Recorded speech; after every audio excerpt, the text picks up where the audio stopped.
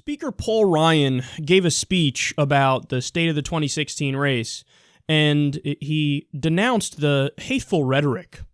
And he says, this is unbecoming of such a great nation.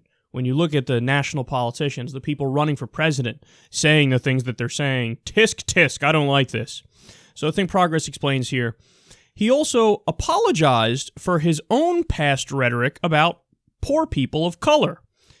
There was a time, this is his quote now, there was a time when I would talk about a difference between makers and takers in our country, referring to people who accepted government benefits. But as I spent more time listening and really learning the root causes of poverty, I realized I was wrong. Takers wasn't how to refer to a single mom stuck in a poverty trap just trying to take care of her family. Most people don't want to be dependent. I was callous and I oversimplified, and I castigated people with a broad brush. There's a lot of that happening in America today. Okay, so you hear that, and certainly I read that, and I went, oh, that's actually not a bad apology. But let's take a second here and look back. What did he actually say? What were his comments about poor people, and specifically poor minorities, that caused such a backlash and an uproar? Well, Think Progress continues. For several years, as he has pushed policies to slash Medicaid funding, food stamps, and unemployment insurance, and other social programs, Ryan has repeatedly referred to poverty as a culture problem among people in inner cities where, and I quote, generations of men are not even thinking about working. Oh, goodness. Oh, goodness. So, to come out and apologize for those statements, yeah, that makes sense. And we can give him credit for that. But I'm going to throw one more wrench in here at the end, and I think this is incredibly important to the whole point of the story. You would think that if somebody comes out and they say that, and they're like, look, here's the bottom line. They're not really dependent. They're not really parasites. They're not really moochers. They're not really lazy. They want to work. It's because of circumstances that they were raised in, and it's because of perhaps they don't get as many breaks as somebody in a middle class or upper middle class family. You would think that hand in hand with that, he would say, therefore, I'm no longer in favor of these draconian policies and these punitive policies that basically make it so that we think poverty is some sort of moral failing or lack of will. So now, of course, I'm in favor of a basic social safety net, just like every other developed nation has. And in fact, every other developed nation has a better and stronger social safety net than we do. So now, I give you my new policy proposals. Let's not slash Medicaid. Let's not slash welfare. Let's not slash food stamps, so on and so forth. Did he do that? Nope. How many economic policies did he change? 0. So, here's my takeaway. Don't give me your flowery rhetoric and your happy-go-lucky, gosh, I was wrong. I'm like, leave it to Beaver, Pa, but I was wrong. Don't give me that.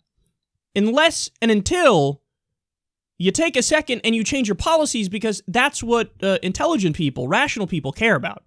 You can apologize to me all day long, but if you're slashing the program that makes sure that a single mother can feed her kid, well, piss off is basically what I have to say about that. And understand, what this reminded me of? Remember the GOP autopsy report after the 2012 election where they were convinced that Romney would win in a landslide and he got his fucking clock cleaned by Obama? And what happened is, I think it was the RNC did this autopsy report where they said, all right, now here's the problem. Nobody likes us. And they went through a list. They're like, okay, so we got old white men. In fact, we got a record number of them. But here's who we're lacking with: everybody else. Black people, Hispanics, women, the LGBT community, all minority communities. They hate us. So what was the conclusion from that report? Well, it's actually really funny because when you read through it, basically what they said is, what we need to do is change our rhetoric and reach out to these communities more. They did not say, hey, not only should we change our rhetoric, we should change our entire approach to said communities and change our policies. Because if you change your rhetoric, then obviously you're saying, well, no, we care about these communities. Okay, then your policies will reflect that, right? Nope. They're like, okay, we need to change the way it looks. We need to change the way we appear to the different communities. But policies, I mean, come on, same old bullshit. We all on the same page? We all on the same page? So that's what happened. And that's what the GOP has been doing. And Paul Ryan is a perfect example. He's an establishment Republican through and through. And he's out there now saying things that make much more sense. And he's being much more kind in his rhetoric. But is he changing his policies? No. And finally, the overall point here, and yes, we're reading between the lines and we're trying to dig deeper and we're trying to figure out why he's doing this. Well, isn't that random? Why would the Speaker of the House just randomly give a speech where he's like, I'm sorry about the past things I said, and man, this 2016 rhetoric is bad. Why would he do that? 2 words, contested convention. Remember, we covered the story where he said, well, we'll see what happens, when he was asked, hey, would you step in? Would you be involved in the contested convention? If they wanted you to be president, would you do that?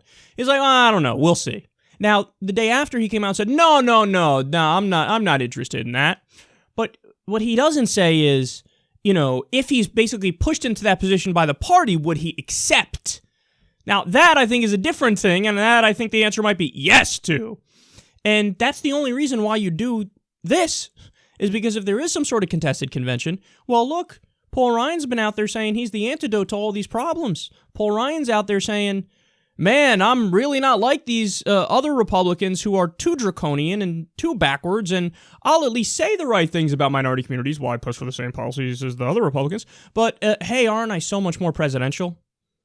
And look, I even apologize for the negative things I said in the past. These are the things people hammered me on in the media before. Well, now I'm out here saying, no, I don't agree with that anymore either. So aren't I just a perfect candidate? Aren't I the antidote to Donald Trump? And shouldn't I be president? That's definitely what's happening. Now, whether or not that'll come to fruition is yet to be seen. We don't know. And I don't know. And I'm the first to admit that I don't know. But on some level, is that going on in his mind? And, the RNC and just the Republican establishment, do they want somebody who's the anti-Trump to take over? Yeah, because as we've spoken about before, Trump is a big question mark. He's a loose cannon. Nobody knows if he's going to listen to those Republican donors and big money interests. Paul Ryan, you know what you're getting. He's going to be your little bitch boy. So that's why this is happening, and it's really interesting, and very few people are reading between the lines and telling you what this is really about, but I'm fairly certain that's what this is really about.